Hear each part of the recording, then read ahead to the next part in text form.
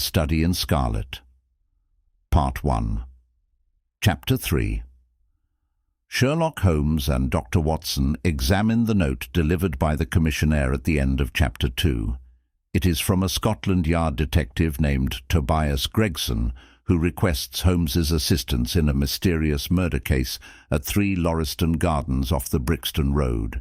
A man has been found dead in the empty house with no signs of a struggle, yet there is blood in the room.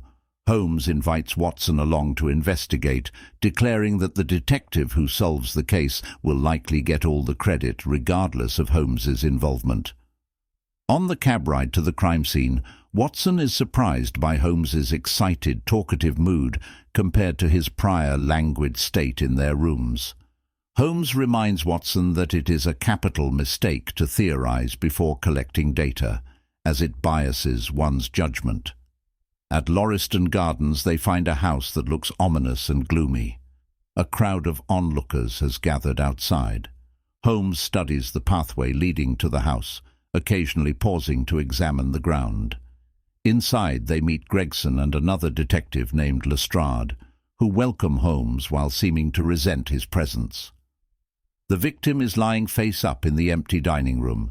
He is around 40 years old, with a heavy build and a snarling expression frozen on his face.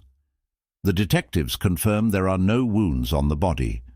Holmes begins his examination, checking details of the man's clothes while sniffing his lips and even analyzing the soles of his boots. A wedding ring found under the body suggests a woman was present. The dead man's pockets contain several gold items, some loose cash, a novel, and letters identifying him as Enoch J. Drebber of Cleveland.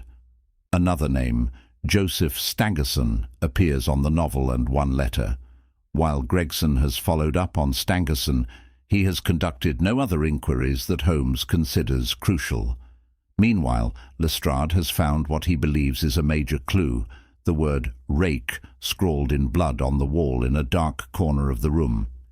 He thinks the murderer was interrupted while writing the name Rachel.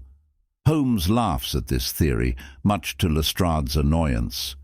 Holmes then conducts an exhaustive inspection of the room, crawling on the floor, measuring distances between undetectable points, collecting dust samples, and minutely examining the letters on the wall.